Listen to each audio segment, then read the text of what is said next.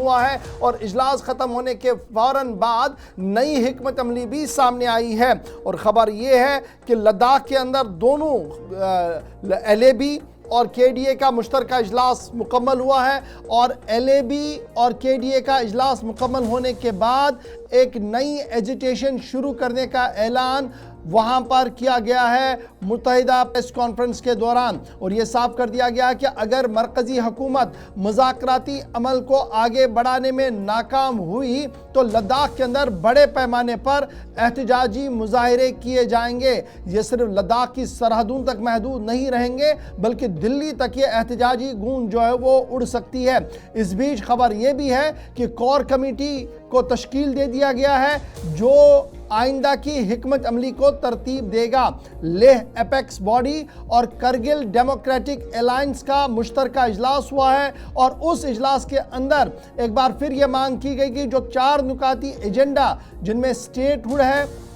लद्दाख के लिए सबसे बड़ा मामला, उसके साथ साथ 6 शेड्यूल आइन के दायरे में है, उसकी मांग की गई है और दीगर मुतालबात सामने रखे गए हैं। और कहा गया कि अगर मुश्तरका तौर पर इन बातों को नहीं माना गया, मुज़ाकराती अमल को आगे नहीं बढ़ाया गया तो कोर कमेटी आने वाले दिनों में हिकमत अमली को तरतीब देकर जो सस्टेनेबल एजुटेशन है उसका आगाज़ करेगी। ये कल मुश्तरका तौर पर प्रेस कॉन्फ्रेंस के दौरान कहा गया। मेंबर पार्लियामेंट हनीफा जान समेत साबिक वज़रा और LAB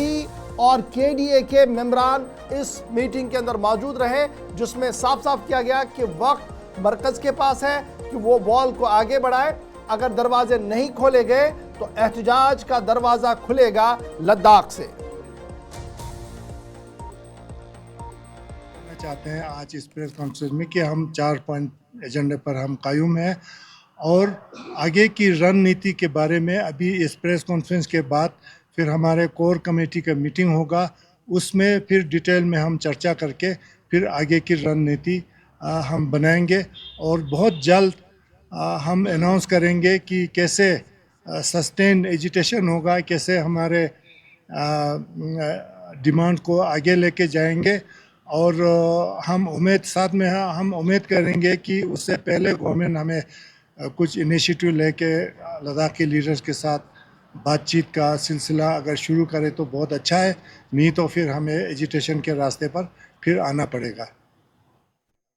से खोल दिए जाए मुज़ाकरात के, वरना एक बार फिर एहतजाज के दरवाजे खुलेंगे लद्दाख से और एहतजाज लद्दाख की सरहदों तक नहीं रहेगा बल्कि नई दिल्ली तक उस एहतजाज की गूंज आ सकती है। इससे कबल आपको याद रखें कि 15 अगस्त के बाद एक बार फिर मारूफ समाजी कारकुन लद्दाख के अंदर भूख हड़ताल पर बैठ रहे हैं और इस ज़िमन में अभी तक मरकज़ी हुकूमत की तरफ से कोई भी वजाहती बयान सामने नहीं आया है। लद्दाख के बाद